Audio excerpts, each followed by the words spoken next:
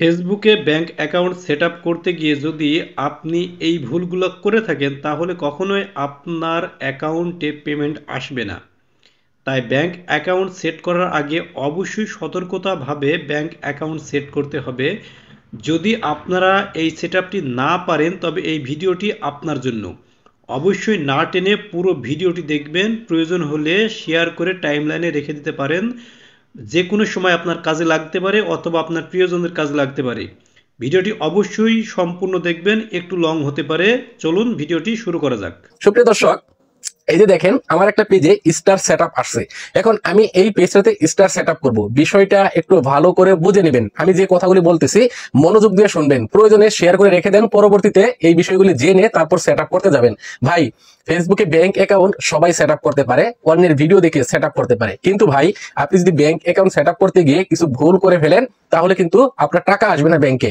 ভিডিওটা অবশ্যই শেষ পর্যন্ত দেখবেন, আপনাদের সকলেরই কাজে আসবে। বন্ধুরা, এই যে দেখেন এখানে আমার এই একটা নতুন পেজে স্টার সেটআপ আসছে।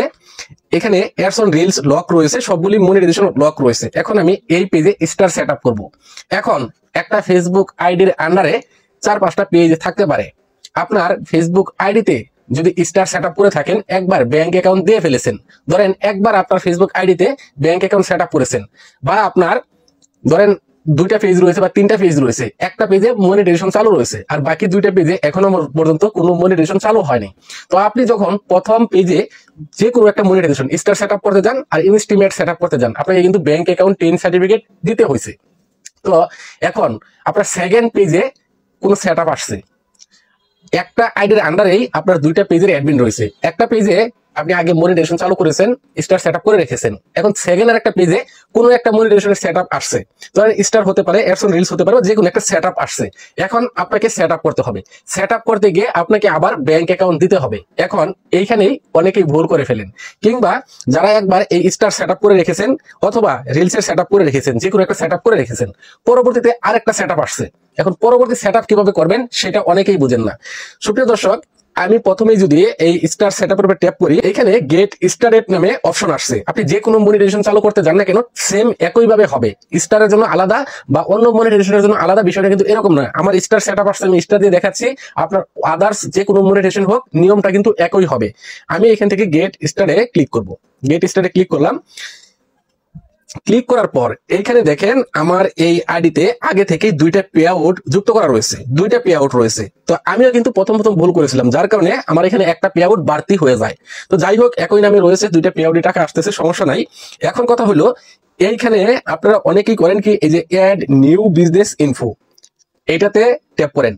তো এটাতে আপনি তখনই ট্যাপ করবেন যখন আপনি অন্য কোনো নামে অন্য একটা পে আউট সেট আপ করতে চাচ্ছেন। অর্থাৎ আপনি যখন এখানে ট্যাপ করে আপনার যাবতীয় তথ্য দিবেন, তখন কিন্তু আপনার আরেকটা পে আউট তৈরি হয়ে যাবে। এখন চিন্তা করেন, আপনার একটা মনিটাইজেশন একটা পে আউটে রয়েছে, আরেকটা মনিটাইজেশন কিন্তু আরেকটা পে আউটে চলে যাবে।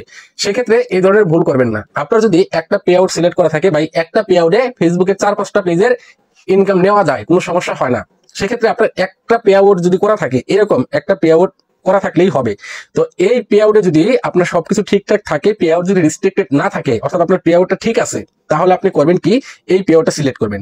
কিংবা আপনার এই পে আউটে সবকিছু ঠিক আছে, তাহলে এই পে আউটটা সিলেক্ট করবেন। তবে যাদের পে আউটে রেস্ট্রিক্টেড রয়েছে তাদের জন্য সুবিধা হচ্ছে, এইখান থেকে আপনি নিউ পে আউট যুক্ত করতে পারবেন। তো আমি করবো কি, আমার যেহেতু অলরেডি একটা পে আউট যুক্ত করা রয়েছে, আমি নতুন করে আর কোনো পে আউট যুক্ত করব না। আর যদি আমি এই যে দেখেন এখানে অ্যাড নিউ বিজনেস ইনফো এখানে ক্লিক করি, তাহলে কিন্তু এইখান থেকে আমাকে এই যে legal first name, legal last name, date of birthday, country, এগুলি আবার নতুন করে দিয়ে আমাকে পে আউট সেট আপ করতে হবে। এর জন্য এই আমার আইডিতে আরেকটা পে আউট সেট আপ হয়ে যাবে। তো আমি এই ভুলটা করবো না। আর এখানে আরেকটা বিষয় বলি, যারা নতুন সেট আপ করবেন, লিগেল ফার্স্ট নেমের জায়গায় কি দিবেন, লিগেল লাস্ট নেমের জায়গায় কি দিবেন, অনেকেই হয়তো বুঝেন না। তো এখানে মূলত দিতে হবে, ধরেন আমার নাম হচ্ছে এমডি রফিকুল ইসলাম, তাহলে আমার হচ্ছে এমডি রফিকুল ইসলাম, 3টা ওয়ার্ড। এখানে আমি করবো কি, প্রথম লিগেল ফার্স্ট নেমের জায়গায় যদি 2টা নাম দেওয়ার অপশন থাকে, তাহলে আমি এখানে লিখবো এমডি রফিকুল ইসলাম, সরি, আমি এখানে লিখবো এমডি রফিকুল, লাস্ট নেমের জায়গায় লিখবো ইসলাম।